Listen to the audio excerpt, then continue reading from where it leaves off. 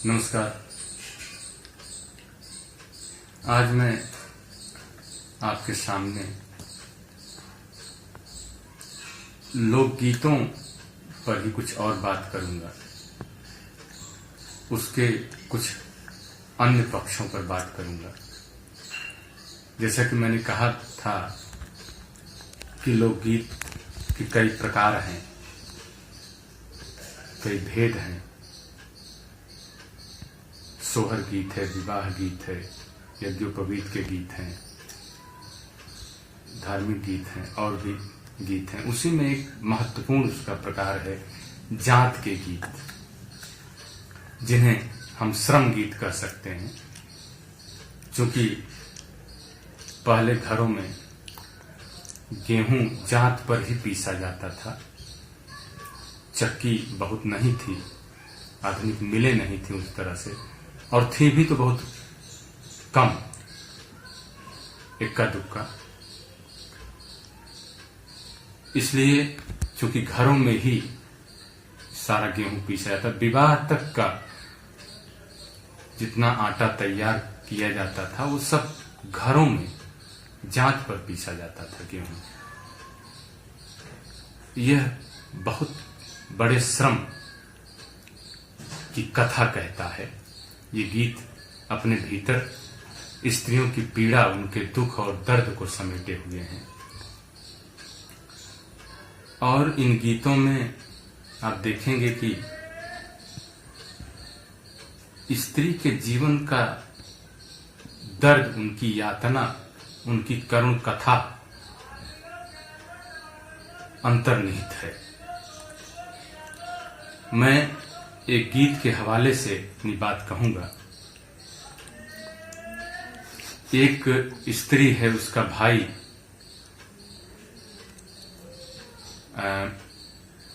अपनी बहन के ससुराल माने उसके घर आया हुआ है, और वह अपनी व्यथा अपने भाई को बताती है कि उसकी घर की स्थिति क्या है, परिस्थिति कैसी है, आर्थिक स्थिति कैसी है, उसके खाने पीने की व्यवस्था क्या है।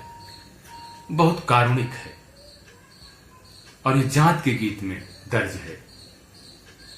चूंकि वह सारी व्यथा बता चुकी है भाई को, और भाई रात में जब भोजन करने अपने बहनोई के साथ उठता है तो उस बहन के सारे दुख को का स्मरण करके रोता है। उसके अश्रुधारा बह रही है, उसे खाया नहीं जा रहा है। और चूंकि बहन ने जो कहा है वह ये गीत अपने भीतर दर्ज किए हुए है, और उसमें वो कहती है कि उसकी रोटी तक के लाले हैं। इतने श्रम के बावजूद 9 मन पीसना पड़ता है गेहूं, लेकिन उसके बावजूद भी उसे खाने को नहीं मिलता है। गीत आप देखें।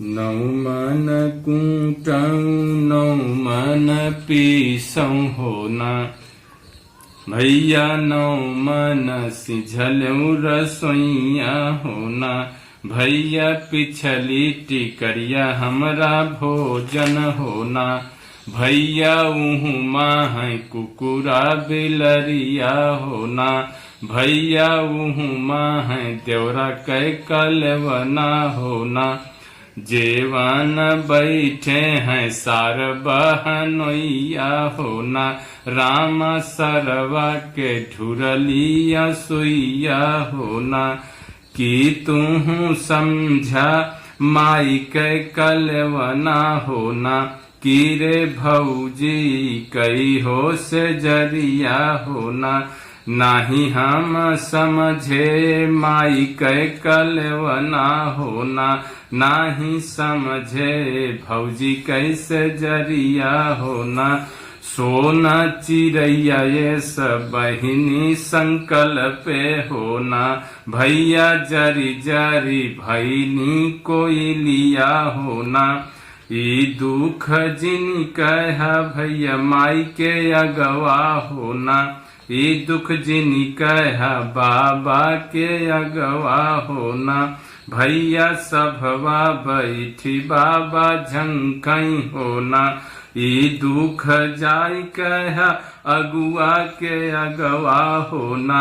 भैया जनकिनी हमारी अगुवैया होना। ई दुख बांधा भैया गहरी मोटरिया होना।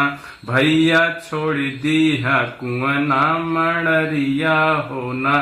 यानी इस करुण कथा को वो कह रही है कि आप इसे, मेरी इस परिस्थिति को पिताजी से मत बताना, माताजी से मत बताना, किसी से, भाभी से भी मत बताना, क्योंकि ये उसमें संदर्भ और आया है कि भाभी से बताएंगे तो अपने यहाँ जाके बताएंगी कि देखो ऐसी जगह इनके बहन का विवाह हुआ। इसमें हंसी होगी।